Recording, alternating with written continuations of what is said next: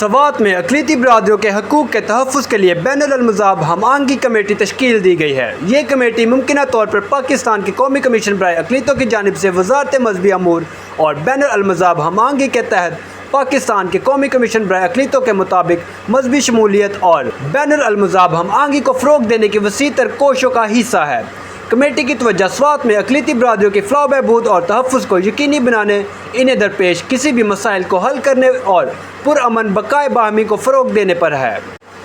سوات میں بین المذاہب ہم آہنگی کمیٹی کا قیام اقلیتی برادریوں کے حقوق کے تحفظ کی جانب ایک مثبت قدم ہے۔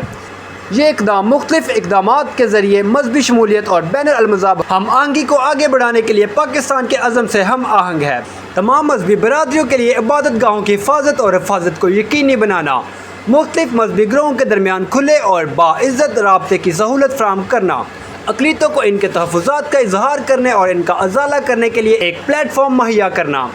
اجلاس کا مقصد اقلیتوں کے حقوق کا تحفظ کرنے والی پالیسیوں اور قوانین کے لیے کام کرنا ہے، جس کی توقع ہے کہ اس کمیٹی کے کام سے سوات کے تمام رہائشیوں کے لیے مزید جامع اور ہم آہنگی کے ماحول میں حصہ ڈالا جائے گا۔ معلومات کا قابل اعتماد ذریعہ CRC، جڑے رہیں CRC کے ساتھ۔